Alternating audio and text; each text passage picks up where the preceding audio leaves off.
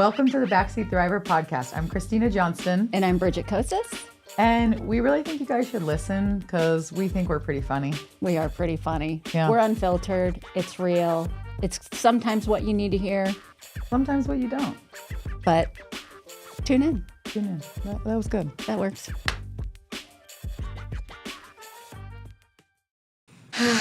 We made it another week. We survived. We did survived. this. Woohoo. How are you doing, Bridget?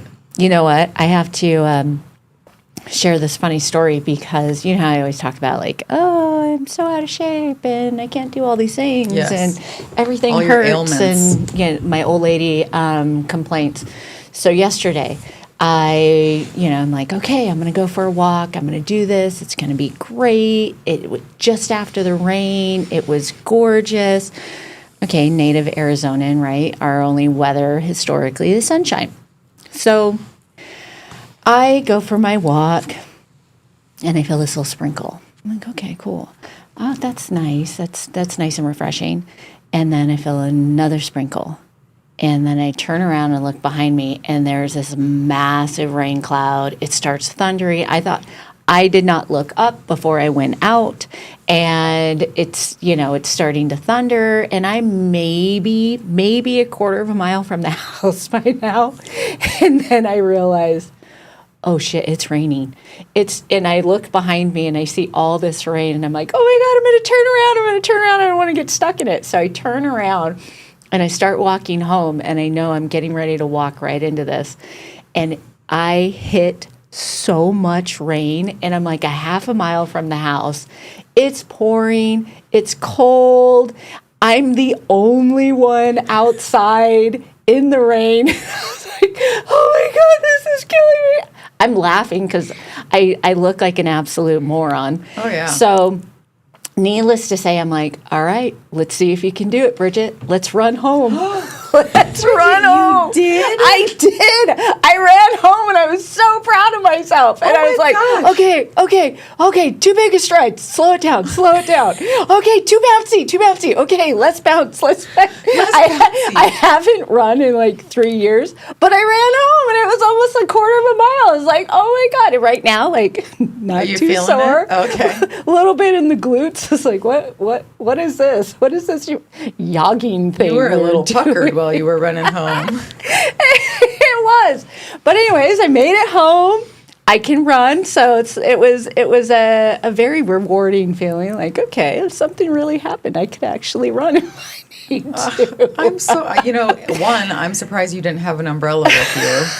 To fend off an attacker or to prevent the rain. So maybe you should think about that next time. I feel like the people in the neighborhood probably think that I'm on the spectrum or like there's something going on because like during the day I've got my big brim hat and I'm like, nobody can see me. Then we started riding bikes. Well, now I'm of the age of compression socks, but I can't just wear regular compression socks. So they're like bright blue and white polka dots. Tell me you're not wearing those with shorts. I wear those with shorts. And then here I am yesterday, like running in the rain. They're like, oh, her family let her out. Like, poor thing. Bridget, if this wasn't live, the things I'd be saying to you right now. It was classic. I was telling my mom, and my mom's like, "Oh my gosh, they poor thing, sweetie." She was just like, "Did anybody follow you home to make sure, like, oh, she made it home okay? She's okay." They certainly weren't following you home because they thought you were cute.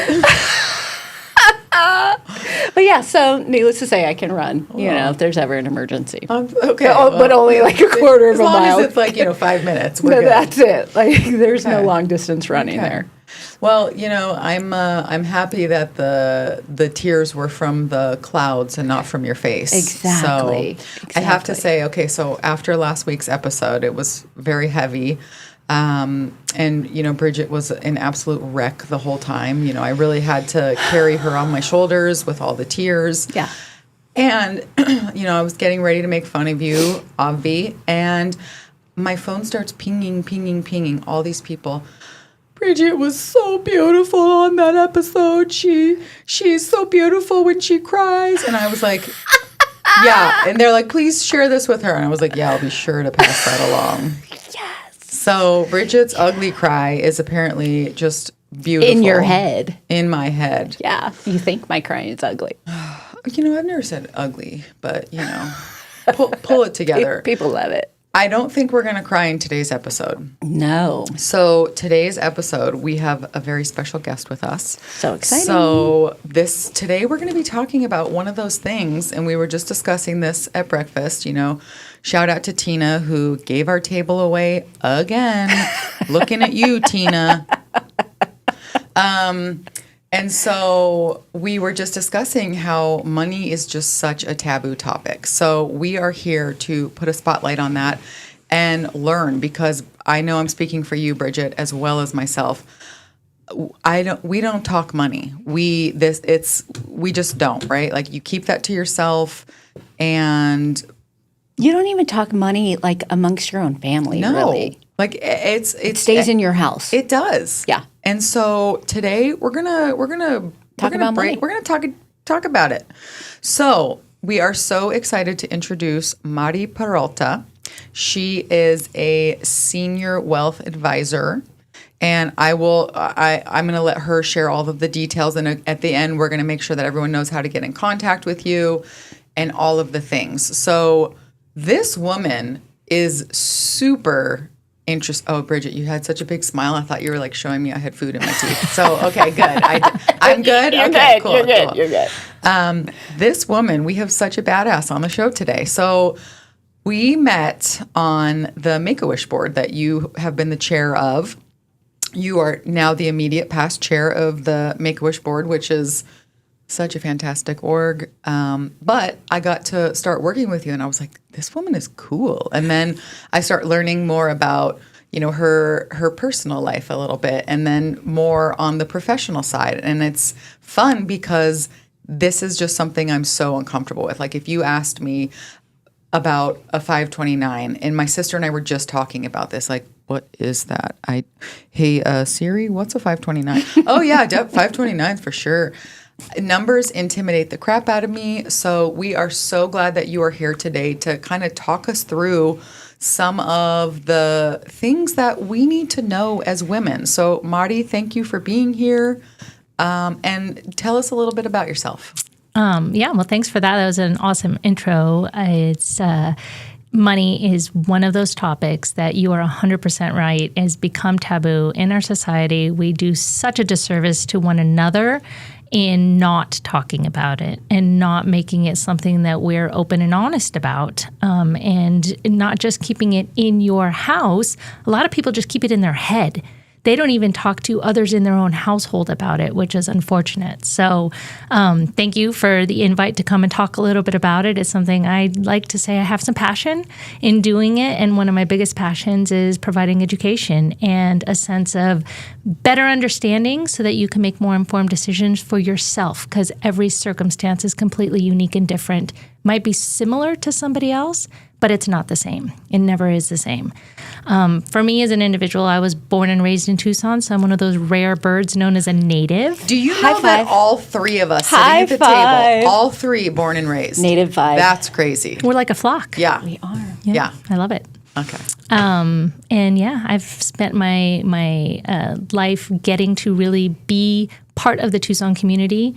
I've had the very, very awesome experiences of traveling all over the world, but Tucson will always be home. And for that reason, I try to do my best to find things that are meaningful and ways to support the community in any way that I can. I started out at the U of A and took a little bit of a sharp left turn from my original path and ended up working at the Tucson Police Department for about 13 and a half years before leaving that agency and going as a different lieutenant, direction. Not just working, not in the there. business side like, of woman, TPD. Badass cop can climb a wall and carry a gun, and you know we're gonna grill you about and that do later. more than balance her checkbook. She can, yes, exactly. Like I'm just so excited to pick your brain on all of that. You have such a solid background, and it's a more unique background for sure. Yeah. I did not go to college to be a financial advisor, but I will say that much like their career in law enforcement was extremely rewarding.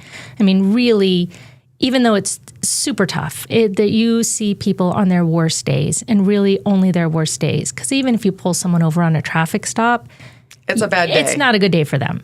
They are not happy to see you. Mm-hmm. So typically speaking, you really deal with the society when they're having a hard time.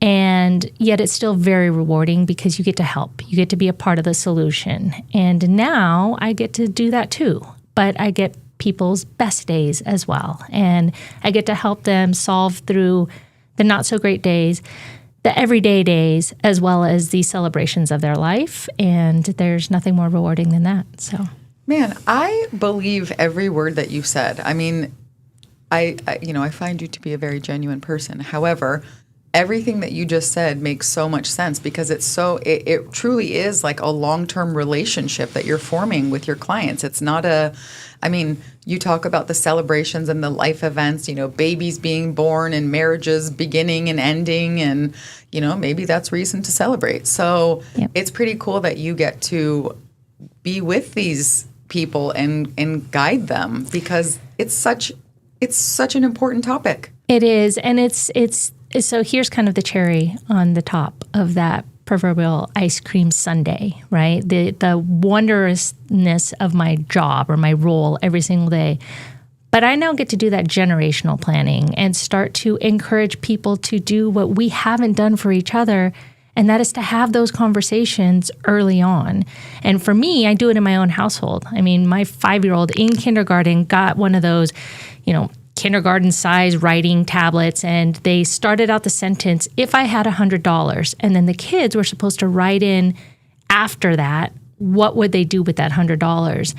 And my daughter says, a moment of pride, writes, I would save my $100. I was like, that's right, at 5, because I'm not afraid to talk to her about money, right? Mistakes and triumphs. It's really important to encourage that conversation early and often. And now getting to be a part of that for the other people that I get to guide and be a part of their lives is so awesome. I wouldn't give it up for anything. Mm-hmm. How would you finish that sentence? Well, I know how my kid would be like, I'd go to Walmart and buy 100 Hot Wheels. Like, he gets $2 and he's like itching. Like, Mom, could you take me to the store now? For what? And he's like, I don't know, but I have $2 but I need and to I gotta spend it. So yeah. I'm clearly not having those conversations as I should be. If I had $100, what would you buy? A pony. Yeah. Okay, you have no concept of money. Yeah. Like, I'd buy 3 dozen eggs at this point in yeah. my life, and there'd be $100. Yeah. I think that's so important. I think it's so important to talk to your children about the value of $1. Yep.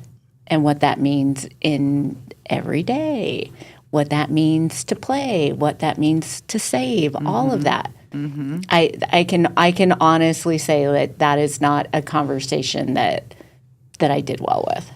Well, it's really, really important, too, to just express to them that it's okay to say, that's really expensive. We have to plan for that, or we can't afford that right now, or we have to think about, is that the best use of our money, right? And instilling those thought processes early and often really is meaningful. But it doesn't mean that you missed the boat if you didn't do it when you were a kid or didn't hear it when you were a kid. I have 60, 70, 80-year-old clients who are hearing it for the first time now, and it makes a world of difference in their world. Mm-hmm. Okay, so I love, I kind of forgot about the whole kid angle too, which is a really important one. And maybe this is exactly the reason we're doing this is because my kid asked me the other day, like, well, how much did you pay for that? And I'm like, don't worry about it. That's not your business, sort of thing. And I'm starting to recognize we're doing kids a disservice by not having some of these conversations. And, I bought something the other day, and he's like, you spent $60 on that? And I'm like, well, it was a comforter, and that was actually a really good, but that concept of like, what does stuff actually cost? And what should Or if they want to know, like, how much was dinner. Right. Don't worry about it. Don't worry about like, why is it so taboo? Why don't we share? What is it? I think it's because we're taught to hide it, right? We're taught to not be comfortable talking about money, and we don't want to be judged, right?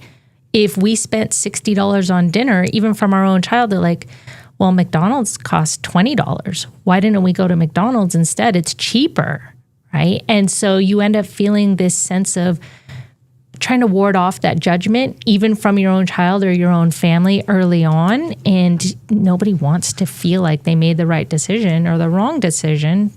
The wrong decision is what they're aiming to not do. But it is this just inherent, we just don't teach each other to be comfortable about it. So what do we need to be doing? So let's dive like with the kid piece. What are appropriate conversations to be having with kids? Because probably, do you need to know how much, like my kid, how much did our house cost? How honest are we supposed to be? I think it's also relative too. So that it's a great question to ask, but a 7-year-old is not going to have the concept of a $500,000 house the same way that a 15-year-old would have a concept of what amount of money that is, right? And because the next obvious question is, well, is that a lot? And again, it comes down to relative, right? Depending on where you're at, $500,000 house may be living large in the foothills, and in other places you might be able to own a studio apartment someplace, right? So it really is being able to open it up to say, what do you feel comfortable talking about? What are your baby steps? And some of that might be, well, it was pretty expensive, but let's talk about that houses are not something that you just save for a little bit of time. It's something that you save for a long time to be able to afford, and then you probably still have to keep paying for it for a period of time, and you need to make sure that your lifestyle can afford where you choose to live. And then instilling that and having that conversation, well, what does it mean to be able to afford? Well, this is the amount of money that I have every single month to work with. I need to be able to eat. I need to be able to live somewhere. We want to have lights and water. We have to be able to protect ourselves in case something happens to where we eat, or in case I can't do my job. I have to have some of those insurance coverages because they don't know the word insurance. They're like, what is that? But if you can just kind of spell it out. And then at the end of paying for those things that I absolutely have to have, here's what I have left. And with what I have left, this is the things that I can do with it. And here's how I can plan a little bit for the bigger things that we want to do. And then here's the day-to-day stuff that allows us to be able to go out to dinner and spend $60 on a meal instead of $20 at McDonald's. So Mari, when like majority of your clientele, do you see a lot of couples coming in with financial planning and, hey, this is what I want to do for my future. How do I set myself up for my children? Or is it something, are you seeing more, females, single women coming in? And yet when we look at generationally, there is a shift in a lot more women having, the higher income positions in the family. And they are the ones that are, doing more of the finances. They are aware of what's coming in. Like how are you seeing that shift in your own work? Yeah, so I would say that in the older generations that I work with, there is still much more of a male-dominated emphasis on they tend to be the breadwinners and the ones that handle the finances. And oftentimes when I'm introduced to the conversation, it's because the male half of the conversation had a moment of reality where they said, I'm statistically unlikely to outlive my spouse. And in doing so, I need to make sure that she is set up for success and has somebody that she has been able to communicate with that can take the time to explain things to her, that can provide her the education she needs to get an understanding of what we have and how to do what she needs to do with what we have, that can guide that process and that she can trust, right? We want to build this relationship of trust. And oftentimes the impetus is the male having this light bulb moment of, I'm probably not going to outlive my spouse, and the spouse comes in almost deer in the headlights, and we really start from the ground floor and trying to provide some basic understanding and then build on their financial plan. And what would you like to do? What's meaningful to you in your life? Do you have family that you want to support? Do you want to leave a legacy? Do you have charitable inclinations? What are the things that drive you or that are important to you? But then if we fast forward to your point, quite a few of the mid-range in age or even the younger generations do have a little bit more income generating power. And whether it be, I have a number of widows that I work with, quite a few single women who were divorced either in their 30s, 40s, or even later in life. A lot of people that I work with are still in the front end of their career. And so they're trying to plan in advance. I really love working with the younger generations because they ask such great questions and they'll go off on tangents. I had a client the other day that told me, he's like, I went down a rabbit hole. I don't think I'm ever coming out again. I was like, all right, tell me about it. And he, went into a little, he's like, it's only $1,000, but I went and started doing some deep dive in crypto. I'm like, good on you. I appreciate that you are really interested and that he trusts me enough to tell me. He knows there's going to be no judgment. Just tell me what it is. Mm-hmm. But when it comes to the females, it's really giving them a voice and a recognition that they can do this. And they should be able to ask whatever question comes to mind and know that with 100% confidence, they're going to get somebody that's going to explain it to them and take the time. I think when I look at my group of friends, all the husbands. I've told you I really don't like when you talk about other friends in front of me. When I look at my group of friends, the husbands, these little day traders, I'm getting into this, and what about this? What about this? And I ask all the girls, do you guys do that? I have no clue. I have no clue what they're talking about. I have no clue what they're investing in. I have no idea even where to start. And that is a common question that that I always ask myself, God, where would I even start? Where would you start? Where do you start? Do you, I mean, you and your husband, you guys are equal powerhouses. Do you know what's going on in your finances? I have a high level overview, but he's the one that manages 99% of it. I know what everything is. I know where everything is. I know that piece, but if something were to happen to him tomorrow, it would be, it would be a shock to just kind of restart and okay, I need to get in this and do the work. Yeah, and that's actually not that uncommon because typically one spouse, and more often than not, again, just historical norms, we've been taught that that's the man's job, mm-hmm. right? And unless a woman is taking the time to assert themselves or just insert themselves in that conversation about the money and the finances in their household, oftentimes we've been raised to defer to the male. And unfortunately, one of the biggest things I encourage is to allow women to know that they have a voice, and to something as simple as where do I start, mm-hmm. right? And, we do get back down to basics. And, I think we're all of the generation where we still had those home ec classes that they taught you how to balance a checkbook. Not me, guys. Not me. Just saying, okay? That may have been... Take this one, Christina. Yeah. Take this one. But it was. You balanced your checkbook. Right. Yeah. What is that? It's not even a thing. Kids, what's a checkbook? Yeah, they're I know. Huh? Is it Venmo? I haven't had a checkbook since 2006. Yeah. Yeah. And when I have to go do something, they're like, you just get a voided check. And I'm like, oh, wow. So the true story, the only reason why I had a checkbook was for Girl Scout cookies for the longest time. But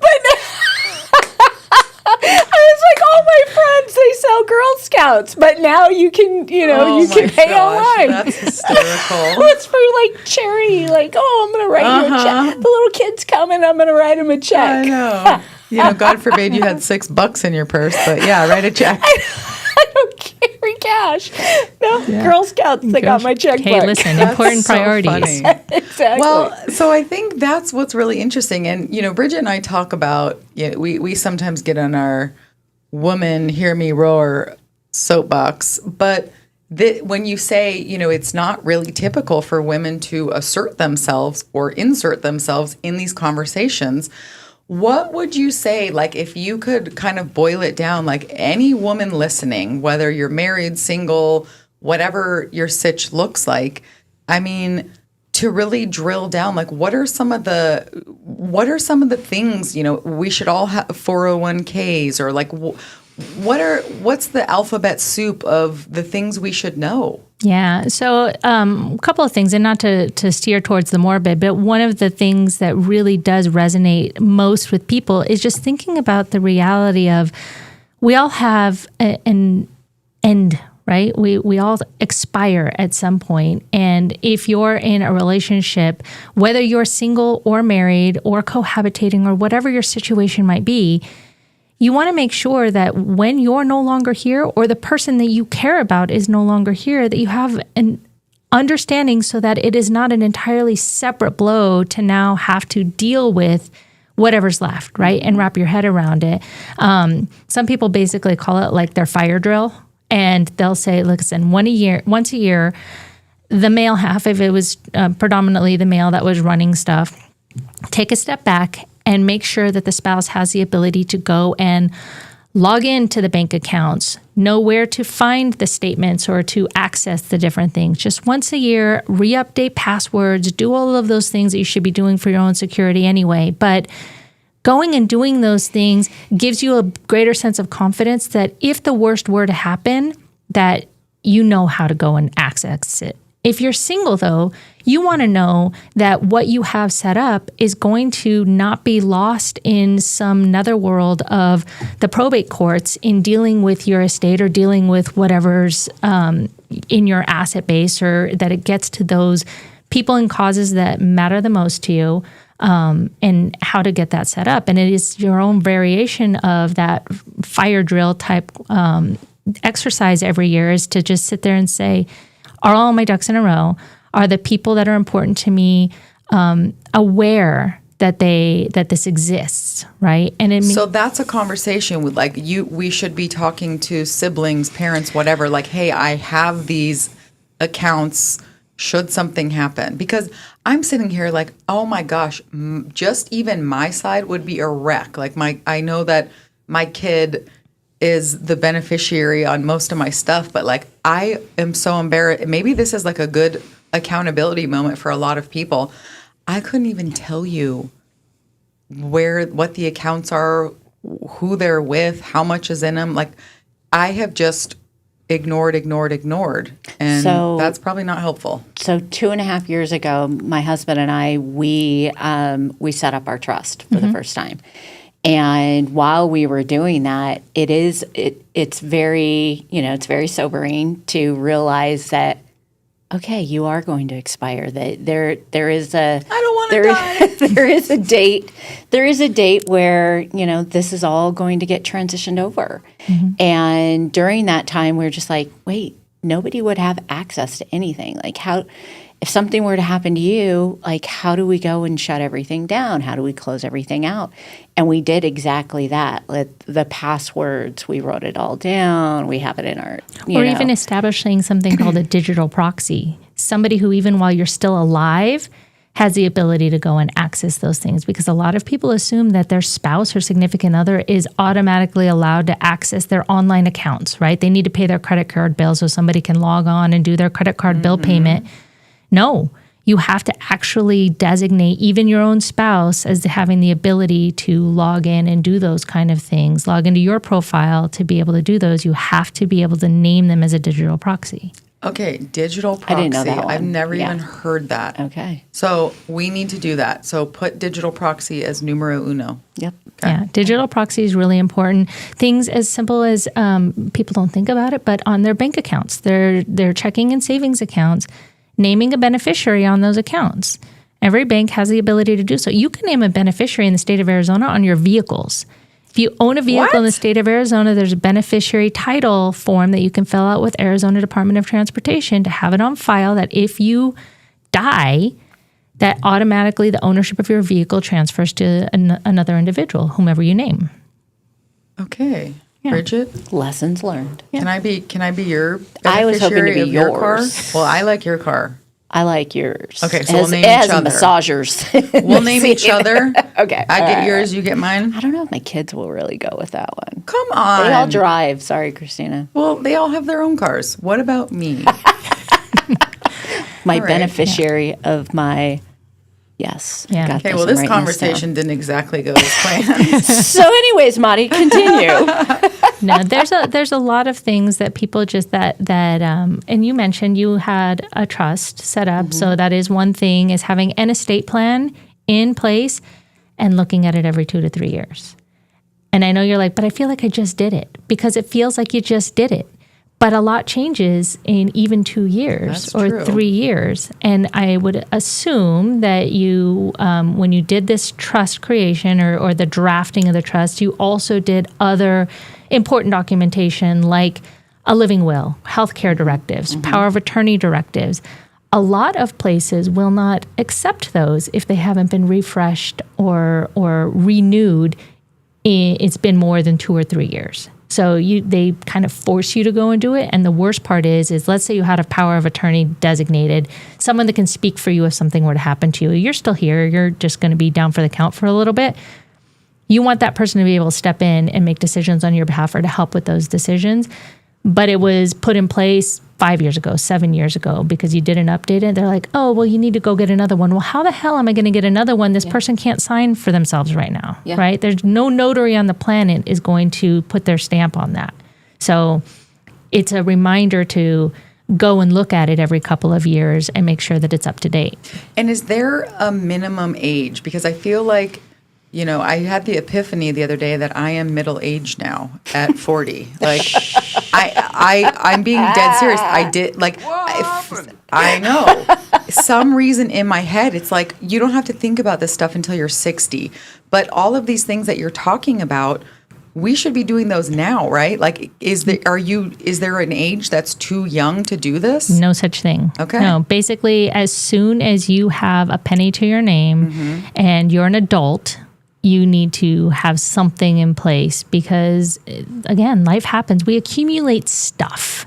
And along our paths, that stuff, if something were to happen to us, should be designated to go somewhere. Now, the state of Arizona will step in for you if you have nothing in place, but it takes them a while to get to it. And the default is, if you're young enough and not unmarried, they're going to default probably to your parents or your siblings. That's kind of first in line. But everything else, if you want to have a say in what happens to it, then have a say in what happens to it and take the time to write it out or to spell it out. And in Arizona, at least, we actually have the ability to do something called a holographic will, which means that you can write with your own hand. It has to be in your own hand, signed and dated. Does not have to be notarized. It just has to be witnessed. And that is a legal document. Now, I wouldn't necessarily encourage that. I would go the little bit more formal will route at the bare minimum, but at least it's valid here and it gives a framework for others to follow behind should something happen to you. I think that's so important. My father-in-law was recently diagnosed with cancer, and he's living with his diagnosis now. But it was really eye-opening to all of us to realize that, like as you're saying, that based on certain states, these things have updated, laws have changed. Being able to walk in with a power of attorney that's been dated how long ago, or walking in with a will that was dated 20 years ago, is not the same as all the documentation that's needed now, and just how much you would be spending, or just time and effort and probate, because everything hasn't been updated and documented the way that the law needs it to be. No, and it is one of those really protecting not just yourself for when in unfortunate circumstances happen where you're still here. You just can't do for yourself. So you're protecting your interests in that way by giving direction of how you want to have happen and who's going to make those decisions for you. But then also when you're not here anymore, protecting your decisions and what you wanted to have happen also, right? And that's where those estate planning documents are so unbelievably important. it kind of comes back to the role that I serve is I'm essentially the person that coordinates all of those things, right? I'm good at investments, but I also rely very heavily on an investment team behind the scenes that pushes all the buttons on behalf of my clients. I just help have the conversations with the clients to then determine which investments are best for them. I'm the one that helps them to determine, do you have an estate plan in place? When was it last reviewed? Let's get some resources to make sure that it's still up to snuff, and if any changes should be made to the language that's in there so that it is staying current with estate plan law. I'm the one that looks at insurance coverages and makes sure that those kind of things are in line. I look at their tax situation, right? And say, okay, is everything in alignment where you're getting the best benefit out of your taxes? And those are all, even the estate planning, people are like, what does really that have to do with finances other than deciding where my money goes? It is all integrated. It's all part of the same big puzzle, and really having a person that you can trust that's going to take them and help provide the education and go back to bite-sized pieces and not throw it all at you at once is so unbelievably important. And finding that person that you feel like you can have real, honest conversations with is probably the first step in that equation, is how do I do this? Man, I feel it's so funny listening to all of this, because I am just sitting here thinking what an absolute shit show my finances are in terms of like the disorganization of all of this. And everything you're saying is making me want to just get on Excel right now and start making a spreadsheet of accounts and people. And like, I have been talking about a will and all of these things for years. And have I done anything? Well, you're No. middle-aged now. I know. You know, my sister made a crack at me the other day, my younger sister, and like an old joke. And I said, oh my gosh, this is what it feels like to be Bridget. So all the harassment, it hurt my heart a little. So I felt like a ping of empathy for you. Do you realize how mean you've been? Yeah, totally. But I'm not going to stop. So don't get. Exactly. Thank you, David, right? Wow, Christina. Wow. Well, I'm going to be texting your husband later and making sure that you two are talking about money. We do. I don't have a problem talking about money with my husband. All right. That's fine. But it is something that, and it's just recently, because all of our kids are over the age of 18, that we're transitioning that conversation to, you guys are adults, you guys are people, and I need to start talking to you like an adult. And, you know, having those financial conversations, making sure that they're putting enough away for the rainy day fund, right? Like that was all you knew. I actually don't do the rainy day fund, right? It's important to have, but I call it the contingency fund. It's so much more important to recognize that there are some opportunities that come up in life sometimes where you can take that trip, and instead of it costing $2,000, if you can cover it in cash right now, it's going to cost you $1,000. That's what a contingency fund is for. All 4 tires of your car blow out at one time. That's what a contingency fund is for. So you have access to those monies right away without just having to go into debt consistently over and over again. Those are for those unexpected, smaller scale type of expenses that you need to be able to access. And a lot of people say, well, then I need that immediately accessible in savings. Savings is not a bad vehicle at all, but a normal savings account is probably going to earn you 1/10 to 1/4 of 1%. That's just what you get, right? You open an account at Chase, Bank of America, Wells Fargo, you name it. Their normal savings account, way less than 1% on an earnings rate. What used to be high yield savings was about 1%, a little bit over 1%. Now you can still be liquid in money market funds and be earning 3 times that. Somewhere in the 3 to 4% range is pretty typical for a money market account, and you can still access those funds within about 2 business days. Yeah. Okay, so I'm cringing on the inside because I know that I have way too much money in my savings account that should not be sitting, that should not be there. But I am just too ignorant or too whatever, maybe just lazy. I don't know. How much money should we be keeping in savings account versus what we should be putting into an investment account like what you're talking about? You still can access it. You're not going to get penalized. Yeah. So those money market accounts, think of them as like a super savings account, okay, right? They're really you could almost have everything in there because in today's day and age, what's the reality that you're going to need more than probably a couple $1,000s immediately accessible? And do most people have that immediate accessibility in their checking account? Hopefully, maybe if you've done some planning, or at least a small savings account where you can just shuffle it over to checking and pay with your debit card or whatever else. Worst case scenario, not everybody's in the circumstances where they can qualify to get a credit card. But in the worst case scenario, you have to put it on the credit card in the moment, and then a couple of business days later, you free up some cash and just pay off that credit card balance, right? So you don't accrue the interest. There are ways to work around it where you can do that. I'd like to treat those money market accounts as kind of like just super savings accounts, because the earnings rates are so much higher, but you're not taking on any more risk. And they are essentially a cash equivalent. And what's appropriate is it really just depends on your lifestyle, right? Like if it's you as a single individual and you're covering all your bills and your bases, you have a stable employment, you could probably do somewhere between that 3 to 6 months of just basic expenses covered in that side account, right? And at least it's earning more than a normal savings account would earn. If you feel more comfortable having it in a normal savings account, great, do that too. But that normal 3 to 6 months expenses is generally a good starting point. Now, if you work in one of those fields where there's a high level of turnover, you might bump it up, right? Somewhere between 6 and 12 months, because you just want that fallback for what if I'm out of work for an extended period of time. That's probably the biggest threat to those that are still working is something happens.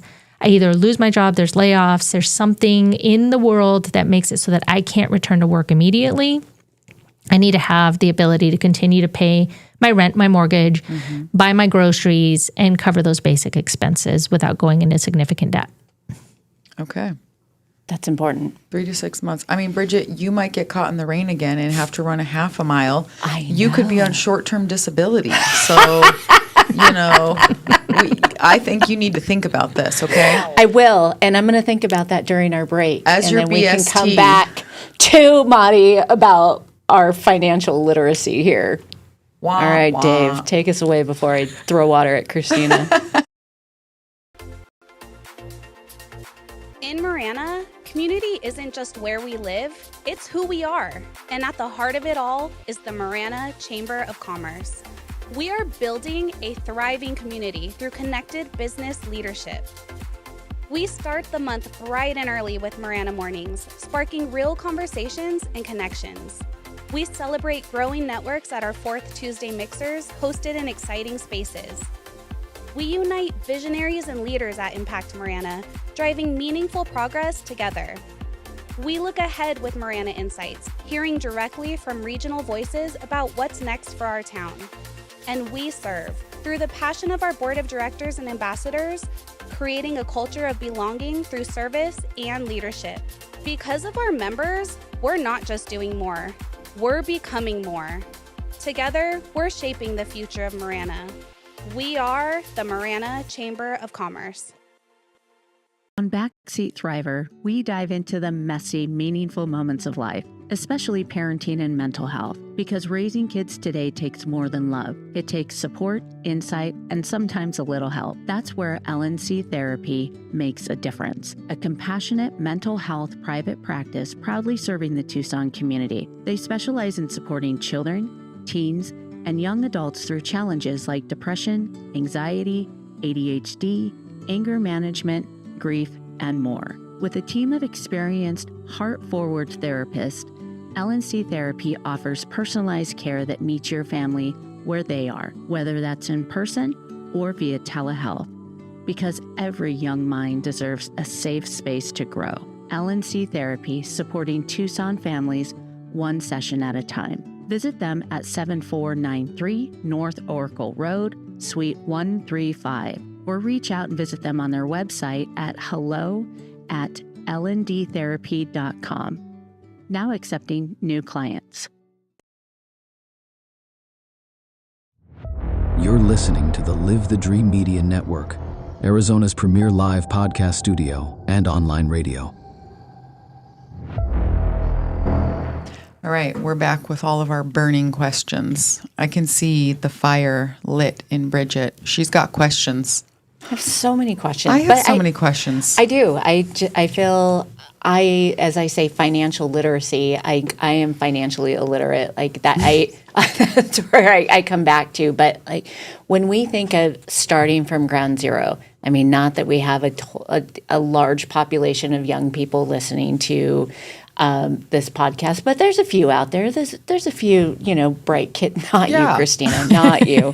There's some young whippersnappers out there, but where do you start? So as you're talking about a money market account, like what does that even mean to somebody that has, let's say, even $10,000 in their savings? Like can you start that?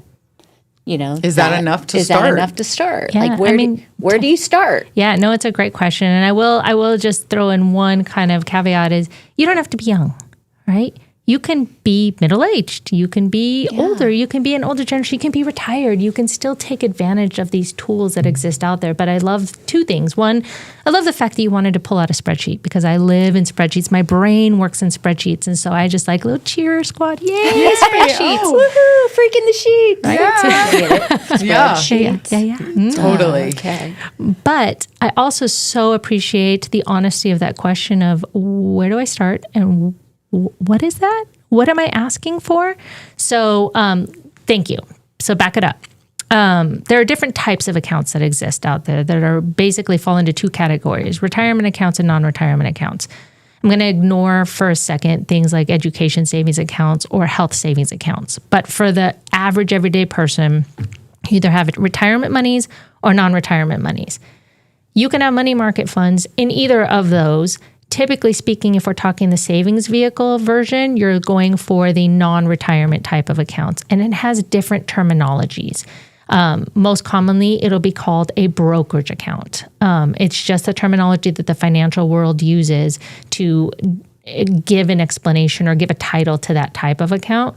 If you're at a bank, banks sometimes call their money market accounts money market accounts. They just use that terminology to simplify it. I actually appreciate that, and I wish that was ubiquitous across the entire financial world because it would make it much more clear as to what exactly it is. Here's the biggest difference, though, between a brokerage account and a money market account. A money market account is really only for money market funding or funding with money market investments. A brokerage account, you can do way more than that. You could have stocks, you can have bonds, you can have alternative investments, you can have a bunch of other things, not just money market accounts or money market funds, but you can absolutely use it for solely holding money market funds if you want to. I do that for myself rather than a normal savings account because the firm that I work with is open architecture, meaning we don't just work with one custodian, and that custodian word means the bank that holds your assets in cash, your investments in your cash. I intentionally have accounts with different custodians so that I can see from the client's perspective what they experience when they log into their online profile. So one of them, I intentionally just have a brokerage account that I treat as my savings account. And I just hold money market investment in it, and it just earns interest. For about the last year, that interest rate has been around 4%. Oh my gosh. Interest rates just went down, so it's now a little under 4%. And it's expected to continue to go down a little bit more by the end of this year. So I'm gauging that it'll probably be somewhere between 3 and 3.25% by the end of this year. And I'm still okay with that because if I had that same amount of money at my bank, I'm not going to be earning anywhere near 3 or 4% anymore. And it's just cash that I can access whenever I need to. So money market itself is just a fund or a mechanism, an intentional investment that you make that says, I'm going to get this essential rate of return on cash. And it gets treated as a cash equivalent. The other benefit to it is they're typically FDIC insured, much like the cash in the bank would be, right? Whether it be a checking or savings account up to the federal limits of $250,000 per individual or $500,000 per married couple. So each entity, so each bank has that limit. So you could put up to, as a single individual, $250,000 in a brokerage account and 100% of it being in money market, earning 3 to 4%. And that's just, think of it as kind of the fallback. That's your super savings account. You don't have to intermix that account with other investments like stocks or bonds or any of the other alphabet soup worth of things that you could invest in. But it is one of those things where it's a fairly easy starting point. And a lot of people say, okay, well, now what? Where do I go? Right? I mean, I'm always a resource and I do a ton of pro bono. Anybody could call me and I would tell them, okay, do you have a preference for Schwab, Fidelity, LPL, Pershing, Vanguard? Who do you like, right? Who do you feel comfortable with? A lot of people are like, oh, well, my 401k is through Fidelity, so I kind of already been on the platform. Great, let's get on their website and open yourself a brokerage account and fund it. Link it to your bank account and just put some money in there. It's that easy? You can start with $5. Probably less than $5. You can just open the account and not fund it for a while if you want to. It doesn't really serve its purpose if you do that, but you don't have to have a minimum account balance to get it opened. I have to say, I'm so impressed with you right now. We've never really had professional conversation like this in your expertise. You have made this so digestible that I am actually following what you're saying and understanding what you're saying. I've met with, over the years, just different financial advisors, and I feel like I just glaze over so quickly because I don't understand any of the words they're saying, and then I'm too embarrassed to be like, what does that mean? Or what's that number? Or I'm just like, And I think a lot of notes, us, going back and looking them up. Exactly. Or just like, just shamelessly nodding. So I really appreciate that because I think this can be very overwhelming, and to the point where you're like, forget it. I'm just going to leave my money in my savings account. I'm earning nothing on it, but like it's easier than all the work. But this sounds very manageable. Very manageable. And I so appreciate that honesty too, because most people wouldn't ever admit that. And I get that all the time. And thank you for that compliment. But it is probably one of my biggest, impacts, right? Is being able to provide it in language that you can understand and make it so that I get a sense of how do I educate you in a way that you actually can get? Because sometimes the words that I use will be perfect for you, but not great for Bridget. And so part of my role is kind of reading the body language and seeing the deer in the headlight look and then saying, you know what, let's back it up a little bit. Let's do this. And some of the messaging, because I talk about really complex strategies, some stuff in my day-to-day life, but I really make an effort to make it in digestible terminology that people can wrap their heads around. When I'm talking about a strategy where I'm like, we're going to have cash sitting over here in a money market, and I'm going to have that cash backing up a promise to buy when things go on sale. If things never go on sale, that's okay. Because you made that promise, you're going to earn more income. And if you do have to buy when things go on sale, that's what the cash was sitting on the sidelines for, right? And so if I can use that kind of explanation and help people understand what exactly is this strategy, and I actually like that because I'm really afraid of what the market's doing right now, and I don't want to screw up my plan in making sure that I have money in the future, then maybe a portion of it should be in something like that. But I want to make sure I understand it, and I want them to understand it. Mm-hmm. Man, I don't know. I feel smarter right now. How about you? Do you feel smarter? I mean, like fake smarter, because I am going to go home and... She was just like, oh, I saw that deer in headlights. Let me bring it back a few steps. Let me bring it back. Yeah, which I need that. So important. You start throwing acronyms at me, FDIC, IRAs, Yeah. Well, the FDIC insurance is something that really matters a lot to people because it's the protection for if the bank collapses, that the government backs that deposit. Meaning you put money at that bank and then that bank closes their doors. You don't want a savings and loan debacle that we had decades upon decades ago and people can't get their money. I mean, that freaks us all out, right? If you cannot get access to your resources. So how does the government create a mechanism to ensure that? That's what FDIC is, right? They sit there and say, you get that much. See? Yeah. Explosion. Smarter already. Should we talk about money markets versus Roths and IRAs and 529s? I mean, when you're kind of looking at I was about to say like your basic average family, like I'm not even sure anyone could define what that is anymore. But your most typical, I mean, at the bare minimum, if we've got young kids or, middle school, high schoolers, what would you say are some of the top things, every family should have, in a perfect world, every family should have a what? Yeah, no. So, I mean, first and foremost, estate plan and insurance coverages. If you have young kids, the biggest threat is making sure that you can continue to pay for life, whether you're alive or dead. I mean, if you get disabled and can't work, you got to still be able to pay for your life, right? And if you pass away, you need to make sure that your kids, that their lives continue to be provided for until they're old enough to be able to provide for themselves. And so those insurance coverages, estate planning is huge. When it comes to the money side, though, like what do I do with my actual dollars?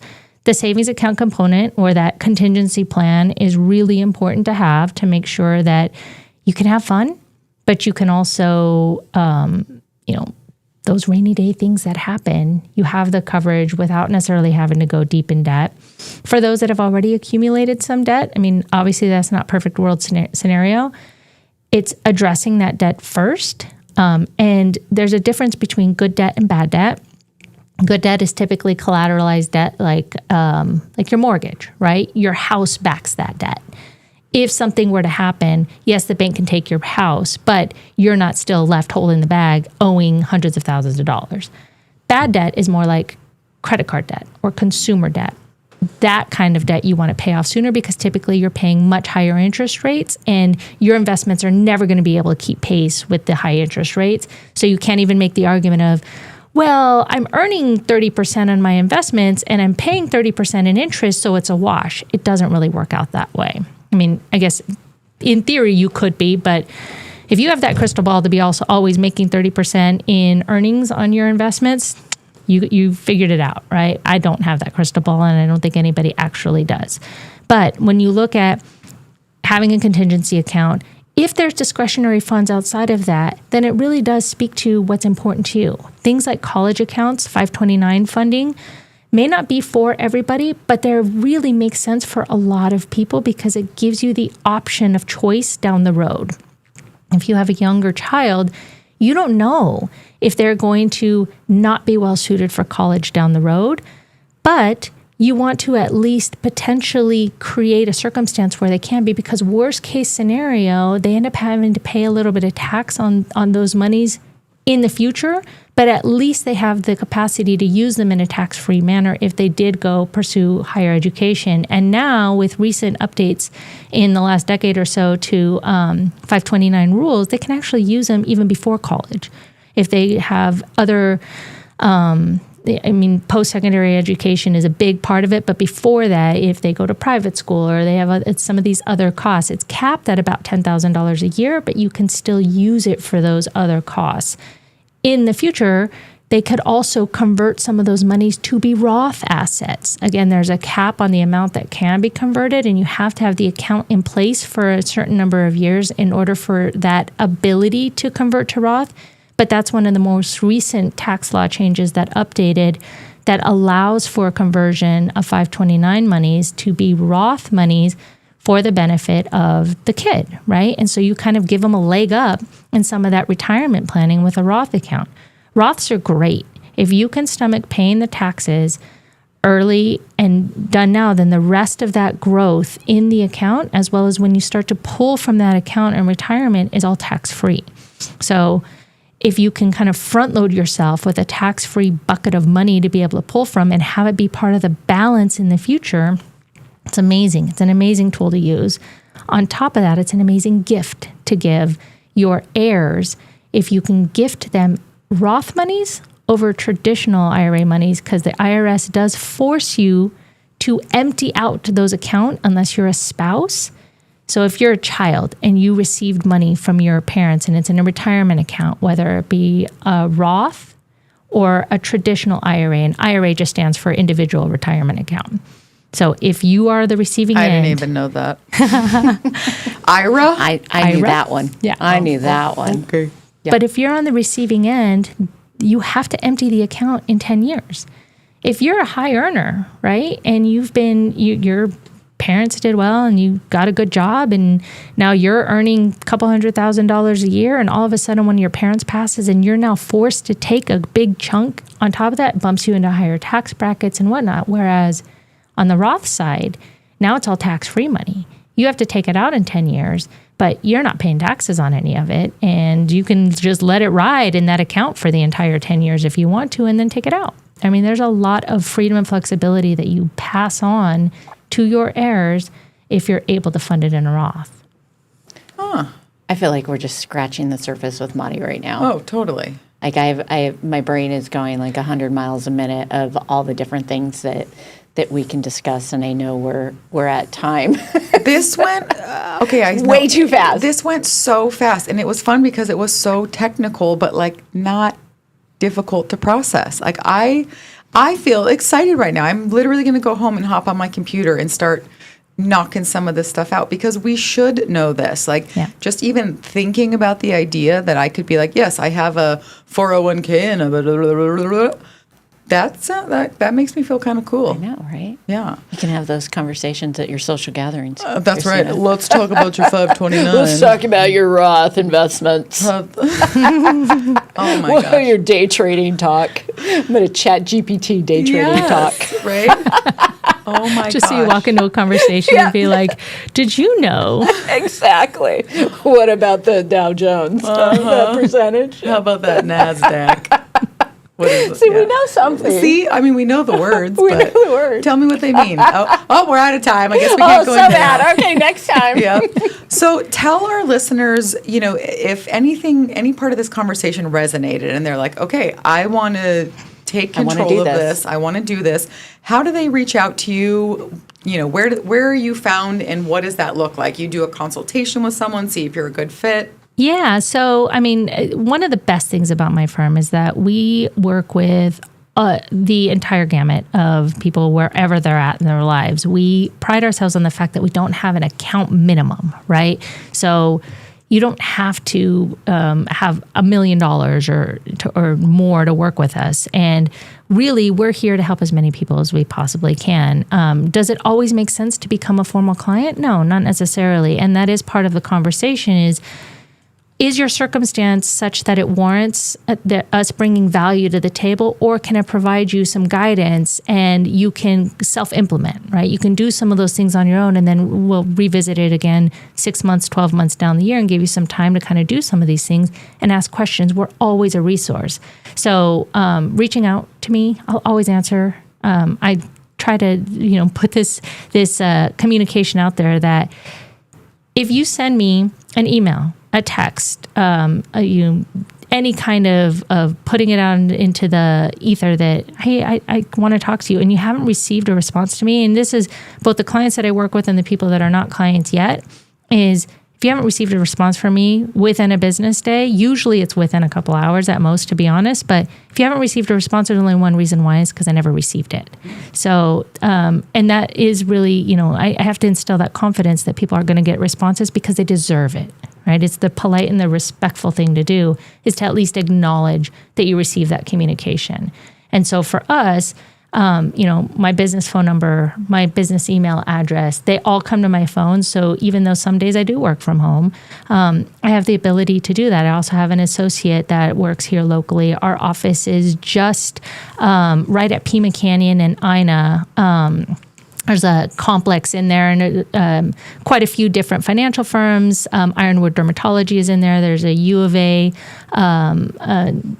medical office section in there also. But we're pretty accessible. We're in that corridor between Ina and Oracle and like the Law and Cantata. We're right kind of in the middle there.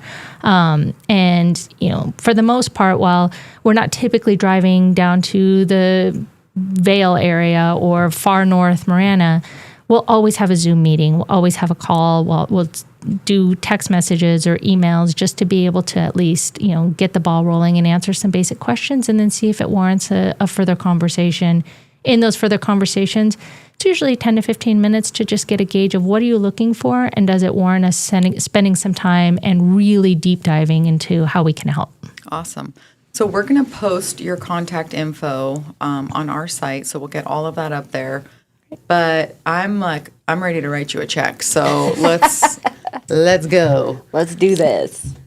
Okay, well, thank you so much for being here today. I think this was insanely helpful. Just even, you said you're illiterate, and I know you like books with pictures in them. So Stickers, too. Stickers too, yeah, you can color. But I feel like I definitely learned some very basic stuff, and that feels very good to me right now. I feel like I'm walking out a little smarter.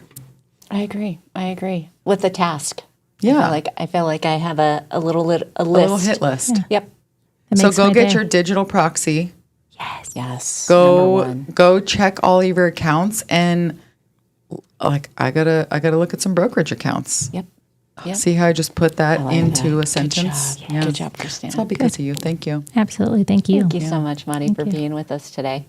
All right, listeners. Hope it was valuable, and we will see you next week.